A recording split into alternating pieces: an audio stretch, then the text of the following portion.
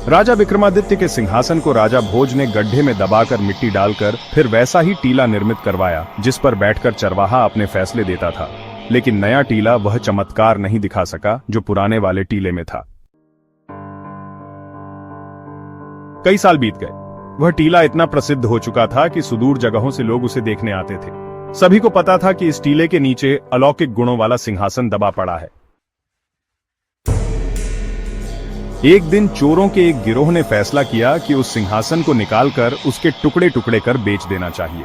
उन्होंने टीले से मीलों पहले एक गड्ढा खोदा और कई महीनों की मेहनत के बाद सुरंग खोदकर उस सिंहासन तक पहुंचे।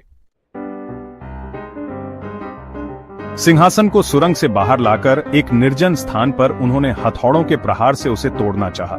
चोट पड़ते ही ऐसी भयानक चिंगारी निकलती थी कि तोड़ने वाले को जलाने लगती थी। सिंहासन में इतने सारे बहुमूल्य रत्न माणिक्य जड़े हुए थे कि चोर उन्हें सिंहासन से अलग करने का मोह नहीं त्याग रहे थे। सिंहासन पूरी तरह सोने से निर्मित था, इसलिए चोरों को लगता था कि सारा सोना बेच देने पर भी कई हजार स्वर्ण मुद्राएं मिल जाएगी और उनके पास इतना अधिक धन जमा हो जाएगा कि उनके परिवार में कई पुरखों तक किसी को कुछ करने की जरूरत नहीं पड़ेगी। उनका मुखिया बोला कि सिंहासन को तोड़ा नहीं जा सकता, पर उसे इसी अवस्था में उठाकर दूसरी जगह ले जाया जा सकता है। चोरों ने उस सिंहासन को अच्छी तरह कपड़े में लपेट दिया और उस स्थान से बहुत दूर किसी अन्य राज्य में उसे उसी रूप में ले जाने का फैसला कर लिया। वे सिंहासन को लेकर कुछ महीनों की यात्रा के बाद दक्षिण के एक राज्य में पहुंचे। वहां किसी को उस सिंहासन के बारे में कुछ पता नहीं था। उन्होंने जौहरियों का वेश धरकर उस राज्य के राजा से मिलने की तैयारी की। उन्होंने राजा को वह रत्न जड़ित स्वर्ण सिंहासन दिखाते हुए कहा कि वे बहुत दूर के रहने वाले हैं तथा उन्होंने अपना सारा धन लगाकर यह सिंहासन तैयार करवाया है। राजा ने उस सिंहासन की शुद्धता की जांच अपने राज्य के बड़े बड़े सुनारों और जौहरियों से करवाई। सबने उस सिंहासन की सुंदरता और शुद्धता की तारीफ करते हुए राजा को वह सिंहासन खरीद लेने की सलाह दी। राजा ने चोरों को उसका मुंह मांगा मूल्य दिया और सिंहासन अपने बैठने के लिए ले लिया। जब वह सिंहासन दरबार में लगाया गया तो सारा दरबार अलौकिक रोशनी से जगमगाने लगा। उसमें जड़े हीरों और माणिक्यों से बड़ी मनमोहक आभा निकल रही थी। राजा का मन भी ऐसे सिंहासन को देखकर अत्यधिक प्रसन्न हुआ। शुभ मुहूर्त देखकर राजा ने सिंहासन की पूजा विद्वान पंडितों से करवाई और उस सिंहासन पर नित्य बैठने लगा। सिंहासन की चर्चा दूर दूर तक फैलने लगी। बहुत दूर दूर से राजा उस सिंहासन को देखने के लिए आने लगे। धीरे धीरे यह प्रसिद्धि राजा भोज के राज्य तक भी पहुंची। सिंहासन का वर्णन सुनकर उनको लगा कि कहीं विक्रमादित्य का सिंहासन न हो।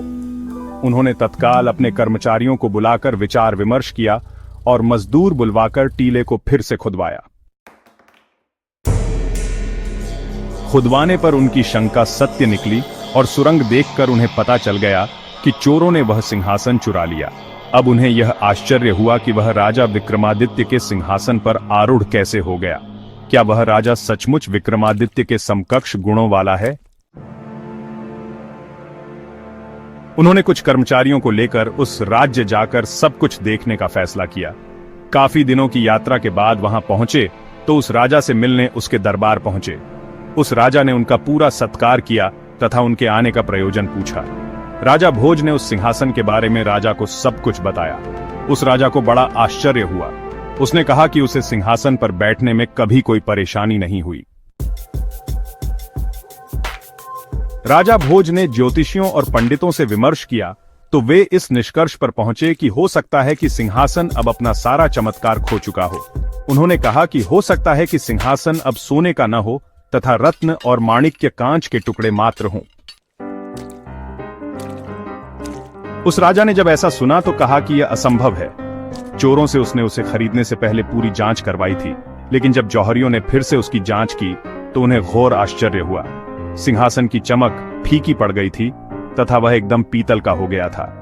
रत्न माणिक्य की जगह कांच के रंगीन टुकड़े थे।